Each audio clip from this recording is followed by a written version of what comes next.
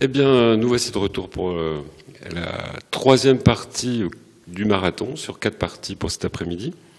Et vous signalez qu'on a préparé l'ensemble, évidemment, avec Agnès Perrin-Doucet et Aldo Genaille, qui va compléter la première intervention, si l'on peut dire, en centrant davantage son contenu sur l'enseignement de la compréhension et de la lecture littéraire à l'école. Je lui cède immédiatement la parole. Bonne seconde conférence et à tout à l'heure pour la synthèse des ateliers. Bonjour à toutes et bonjour à tous. Je remercie Jean-Michel Coignard et Anne Vibert pour leur invitation à communiquer aujourd'hui. Et pour m'inscrire au mieux dans la thématique de cette journée, j'évoquerai la question de l'articulation de l'enseignement, de la compréhension et de la lecture littéraire. Et je débuterai mon propos par la présentation de des deux approches qui permettent de rendre compte, de comprendre et de réfléchir sur ces pratiques de lecture au cycle 3, en signalant d'emblée qu'on en trouve la trace, évidemment, du côté du programme pour le cycle 3, où, comme vous le savez, le domaine lecture et compréhension de l'écrit fixe pour finalité la compréhension de textes et de documents de nature variée, textes littéraires, et la littérature est bien représentée dans les attendus de fin de cycle, mais textes fonctionnels également et des documents non textuels tels que des graphiques, schémas, diagrammes, etc. À côté de ce premier domaine, lecture et compréhension de l'écrit, nous trouvons le domaine culture littéraire et artistique, dont l'intitulé en fait affiche l'objectif majeur, qui est structuré autour d'entrées thématiques qui présentent des enjeux littéraires et des enjeux de formation personnelle, et la récurrence du mot « valeur » dans ces entrées souligne la portée éthique de la lecture littéraire, sa portée éthique, sa portée axiologique, qu'Agnès Perrin-Doucet évoquait tout à l'heure d'ailleurs. On trouve des indications de corpus qui accompagnent ces entrées et qui invitent à aborder des genres littéraires et des périodes de l'histoire littéraire variées, depuis les récits mythologiques de l'Antiquité jusqu'aux albums de bande dessinée contemporains. Petite synthèse donc concernant ces deux domaines, lecture et compréhension de l'écrit, culture littéraire et artistique, qui présentent des finalités qui sont centrales, qui leur sont propres. Pour ce qui concerne la compréhension de l'écrit, il s'agit d'enseigner les stratégies utiles pour comprendre et de les enseigner explicitement, en développant en particulier la métacognition, c'est-à-dire la capacité à adopter consciemment les bonnes stratégies, à réguler sa lecture, à auto-évaluer sa compréhension.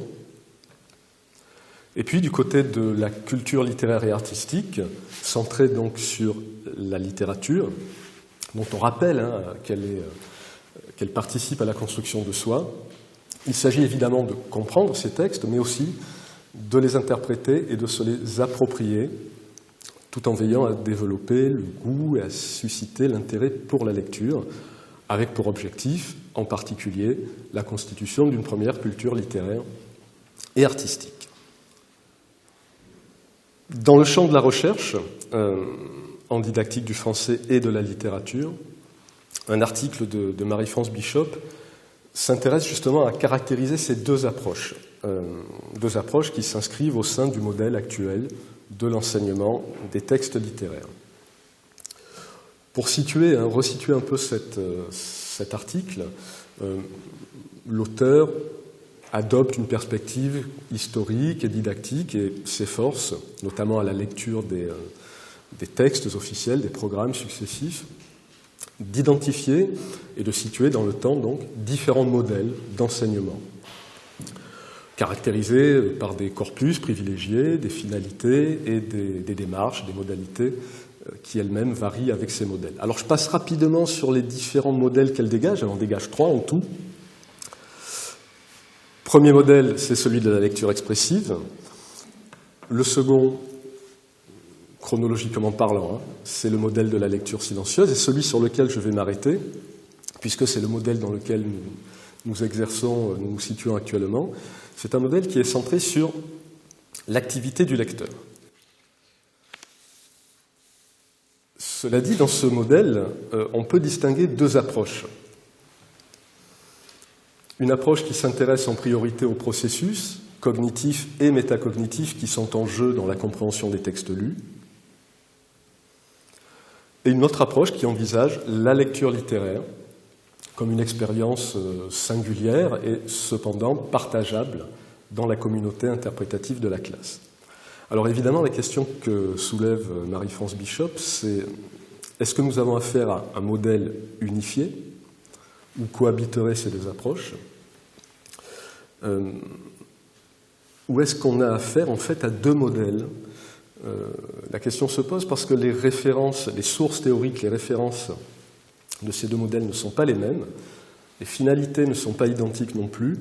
On l'a vu dans un cas, il s'agit de développer des stratégies au service de la compréhension, alors que dans l'autre, l'objectif est plus culturel, plus littéraire. On peut représenter les choses sous la forme d'un schéma. Donc, sur la gauche de cette vignette, l'approche axée sur la compréhension. Alors, c'est une approche qui procède à des travaux menés en psychologie cognitive, qui vise à l'enseignement explicite de stratégies au service de la compréhension, et qui passe par un entraînement modulaire, c'est-à-dire ciblé, des différentes habiletés, des différentes compétences en jeu dans le processus de la compréhension. Les noms, des noms de spécialistes, de théoriciens ou de didacticiens qui s'inscrivent dans cette approche-là sont connus, très connus pour certains, comme Roland Guadoux.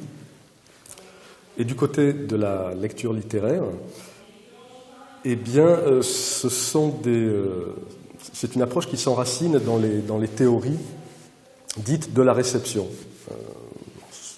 L'approche critique qui s'impose à la fin des années 70, au début des années 80, où c'est le lecteur, et non plus le texte, qui est placé au centre de l'activité critique. C'est-à-dire que l'œuvre littéraire n'est rien indépendamment de sa réception et de la relation qui se noue entre cette œuvre et la lecture qu'un lecteur réel va en faire et qui va lui donner sens, qui va la doter de signification. Et c'est dans ce contexte également que se développent les interrogations sur la nature de la lecture littéraire. Agnès Perrin-Doucet rappelait tout à l'heure que la lecture littéraire, il ne faut pas simplement l'entendre comme la lecture des textes littéraires, mais bel et bien comme un régime de lecture, une modalité particulière de lecture qui se caractérise par cette dialectique entre participation du lecteur et prise de distance critique sur le texte et ses modes de fonctionnement. Du côté de la lecture littéraire, donc, on retrouve ce mouvement dialectique entre participation et distanciation, et au service de l'expression, de cette lecture littéraire, on connaît les dispositifs qui ont été mis en place au début des années 2000, après le programme de 2002, tels que les carnets de lecteurs, les débats interprétatifs, la lecture en réseau. Et parmi les didacticiens de la littérature, évidemment, il convient de citer Catherine Toveron, mais d'autres aussi, autour desquels s'est constituée la notion de sujet-lecteur, Marie-Joseph Fourtanier, Langlade, Rouxel, etc. Alors, si on essaie de voir du côté des pratiques de classe, après avoir vu les programmes, après avoir vu un peu ce qu'en disait aussi la recherche, qu'est-ce qui se passe dans les classes et qu'est-ce qu'on observe sur les pratiques? Est-ce qu'on retrouve ces deux approches, voire ces deux modèles, et comment s'articulent-ils? Alors pour cela, je m'appuierai sur sur une communication présentée récemment à Genève avec ma collègue de l'Université de Montpellier, Patricia Richard-Principali, où on examinait des données. Alors des données, c'était en l'occurrence des enregistrements de séances dans des classes de cycle 3, données empruntées au projet TALC, du texte à la classe, de l'Université de Montpellier, et qui a donné lieu à une publication collective coordonnée par Brigitte Louichon en 2020. Donc nous sommes allés dans 2 classes voir ce qui se passait quand on étudiait un texte littéraire, 2 classes de CM2, où l'on travaillait sur le roman de Maryse Condé, Rêves amers, une classe de CM1 et une classe de 6e où l'on étudiait La Belle et la Bête, de Madame le Prince de Beaumont, une classe de CM2 et 2 classes de 6e où l'on travaillait sur la Robinsonade de Michael Morpurgo, Le Royaume de Kensuke. Et donc ces données ont été filmées, retranscrites et analysées. Et alors je précise, évidemment, nous avons des données recueillies dans cette classe, donc c'est difficile, c'est même impossible de leur conférer une représentativité générale et incontestable, mais c'est quand même révélateur de certaines choses qui nous paraissent intéressantes. Et parmi les conclusions qu'on en a tirées, il nous a semblé que le texte littéraire était un peu un objet scolaire non identifié ou mal identifié. Je m'explique. Ce qu'on constate, en fait, c'est que peu de savoir sur les textes littéraires, leurs caractéristiques, et en particulier leurs caractéristiques génériques, étaient construits. Peu de savoir historique aussi et culturel était construit lors de ces séances. On portait par exemple assez peu d'attention au phénomène d'architextualité, c'est-à-dire que La Belle et la Bête, c'est un conte. Et ce texte-là, dans l'étude, dans les séances qui lui étaient consacrées, était assez rarement référé au genre du conte dont il est pourtant un représentant. Peu d'intérêt aussi porté au phénomène d'intertextualité. Le Royaume de Kensuke, c'est une Robinsonade, et pourtant, on ne parlait pas dans les classes du grand modèle, le roman de Defoe, Robinson Crusoe. L'étude est souvent axée sur l'histoire, alors sur l'histoire au sens du matériau diégétique, c'est-à-dire où se passe l'action, quels sont les personnages, que se passe-t-il, comme si comprendre les textes, les interpréter, se les approprier, c'était finalement être capable d'en résumer l'histoire, d'en raconter l'histoire. Et ces séances sollicitaient d'une manière assez diverse l'investissement du lecteur, du sujet lecteur, de ses réactions axiologiques, imaginaires, affectives au texte. Et certains outils, comme le carnet de lecteur en particulier, étaient un peu dévoyés de leur fonction didactique traditionnelle, puisque dans une classe, par exemple, on y recourait un peu comme une variable d'ajustement. Les élèves qui avaient fini leur activité ou leur tâche avant les autres pouvaient, dans leur carnet de lecteur, copier les passages du livre. En revanche, on a constaté un usage très fort dans ces classes de stratégies éprouvées et bien connues qui permettent de construire des savoir-faire au service de la compréhension. Si bien que l'approche cognitive, c'est-à-dire l'approche qui est centrée sur la compréhension des textes, semble dominante. Et on peut avoir plusieurs hypothèses explicatives à ce sujet. D'une part, je l'ai rappelé au début, la compréhension de l'écrit, la lecture et la compréhension de l'écrit, c'est un domaine spécifique de l'enseignement du français dans les programmes, pour le cycle 2 et pour le cycle 3, là où le domaine culture littéraire et artistique ne fait son apparition que pour le cycle 3. Par ailleurs, c'est une approche qui bénéficie d'un rôle institutionnel fort. Il y a des ressources sur Eduscol, sur les stratégies au service de la compréhension et son enseignement, et vous connaissez le guide récent consacré à la compréhension au cours moyen. Et puis, Agnès Perrin rappelait tout à l'heure les résultats des enquêtes internationales de Pearce. Travailler la compréhension, effectivement, ça semble être une nécessité, si l'on en croit les résultats des élèves français à certains items dans ces évaluations internationales. Par ailleurs, sont assez connus des collègues de l'école primaire, des théoriciens que j'évoquais tout à l'heure, Bianco, Seb, Giasson, Guagou, Lima, etc. Et ils sont bien connus, et ils connaissent aussi les ressources dont ces collègues sont les auteurs, Lector Electrix, Naramous, etc. Ces ressources permettent d'identifier les compétences en jeu et fournissent des dispositifs clés en main qui sont commodes d'usage et dont l'efficacité n'est plus à démontrer. En revanche, du côté de la lecture littéraire, il se pourrait qu'on ait affaire à des savoirs et à des compétences qui sont peut-être plus difficiles à identifier. En 2000, Karl Canvas signalait cette situation d'accumulation et d'éparpillement des savoirs qui caractériserait l'enseignement de la littérature et qui s'explique aussi par un morcellement des savoirs de référence. L'enseignement de la littérature scolaire emprunte à la linguistique, au structuralisme, à la narratologie, à la rhétorique, etc. Donc les références savantes sont multiples. On peut invoquer aussi la relative jeunesse de la didactique, de la littérature et de ses effets sur les programmes, ainsi que sur la formation initiale et continue. Et enfin, autant on dispose de nombreuses ressources bien connues pour travailler la compréhension et l'enseigner, autant les ressources sur la lecture littéraire sont relativement rares et déjà anciennes en fait, puisque j'évoquais tout à l'heure Catherine Tauveron, son ouvrage « Lire la littérature à l'école » a déjà 20 ans.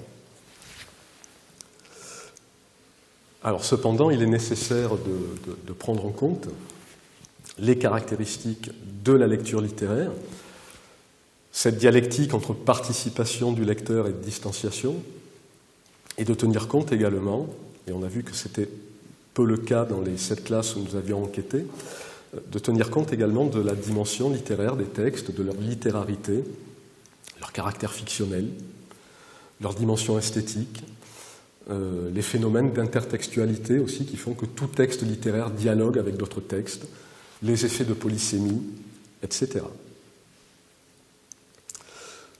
Voilà pourquoi il me semble important, dans le cadre de votre action, de promouvoir un enseignement intégré, c'est-à-dire un enseignement qui privilégie, ou plutôt qui intègre les deux approches, c'est-à-dire la compréhension et la lecture littéraire. Comprendre et interpréter.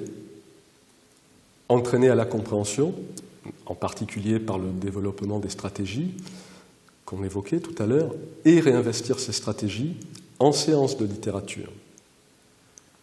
Former un lecteur stratège, mais former également un lecteur sensible aux diverses sollicitations des textes littéraires. On peut pour cela mobiliser des dispositifs que vous connaissez bien sans doute, mais dont l'usage se perd peut-être, ou dans les classes, et dévitalisé au sens où on a peut-être perdu de vue les enjeux initiaux qui ont présidé à leur mise en place. Donc dispositifs qui permettent l'expression d'une lecture pleinement littéraire, les carnets de lecteurs, les cercles de lecture ou toute autre forme de dispositifs similaires, les débats interprétatifs, la lecture en réseau, donc tout dispositif ou support qui font l'objet de ressources disponibles sur Eduscol, et dont il est question également, évidemment, dans la synthèse d'Anne Vibert, faire place au sujet lecteur en place, que mentionnait également Agnès Perrin tout à l'heure. Alors, pour essayer de rendre les choses un peu plus concrètes, un exemple tiré du roman Le Grizzly. Donc, je vais faire la lecture avec vous. Le Grizzly avança d'un pas.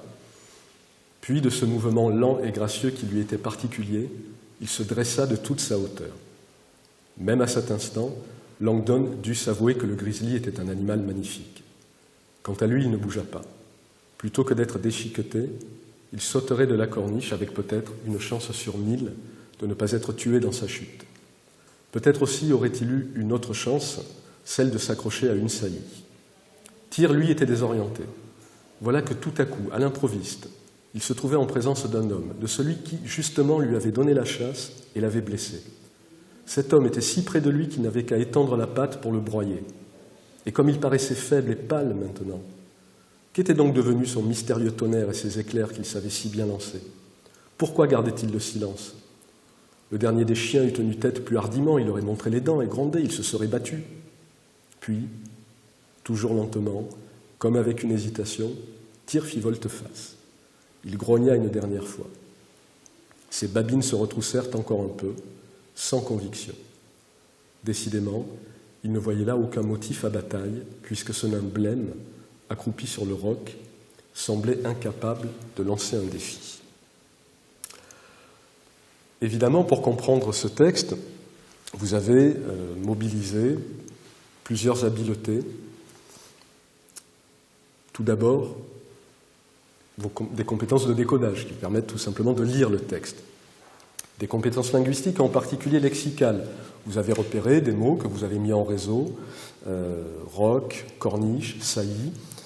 Et grâce à vos compétences logiques aussi, vous avez pu en déduire que l'action se situait dans un environnement de montagne. Vos compétences textuelles vous ont permis également d'identifier un texte fictionnel, d'une part, et plus précisément un texte qui appartient au genre romanesque, très précisément au genre du récit d'aventure.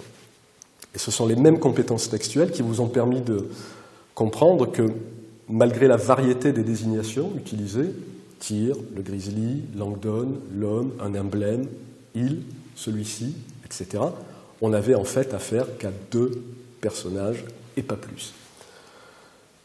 Vos compétences encyclopédiques ou référentielles vous ont été utiles pour comprendre que la scène devait se dérouler quelque part dans le continent nord-américain, puisque vous savez que le grizzly est un ours et que le grizzly vit dans ces régions-là. Et vos compétences logiques vous ont permis de faire toutes ces déductions. Et tout ça, vous l'avez fait sous la supervision de vos compétences stratégiques, qui vous ont permis notamment de recourir aux stratégies gagnantes pour comprendre le texte, et d'auto-évaluer votre compréhension et éventuellement de réguler votre lecture. Alors je passe rapidement sur ces grands ensembles de compétences parce que je pense que vous les connaissez. Et ce qui m'intéresse, c'est alors tout en mettant en œuvre évidemment sur ce texte les stratégies pertinentes au service de sa compréhension, élucidation du lexique, repérage des personnages dans la chaîne anaphorique, identification de leurs états mentaux, tout en travaillant ces différents aspects, et là on est plutôt du côté donc, de la compréhension, il me semble important aussi de ne pas oublier qu'on a affaire ici à un texte littéraire, et qu'on lit donc d'une manière particulière la lecture littéraire. Ça veut dire qu'il importe de solliciter les réactions des lecteurs réels, que sont les élèves, les jugements axiologiques, esthétiques, les émotions, ce qui peut être fait notamment dans le carnet de lecteur.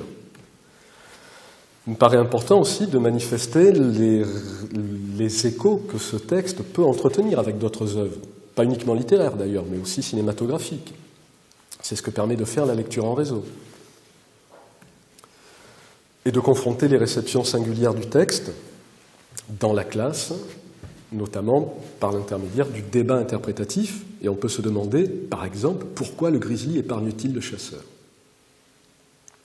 Alors cette approche intégrée entre compréhension et lecture littéraire, c'est ce qu'avec des collègues de l'Université de Montpellier et de l'Académie de Montpellier, nous avons essayé de proposer dans cette ressource publiée chez Canopé en 2019, où on revient notamment sur quelques dispositifs et quelques outils au service d'une lecture littéraire.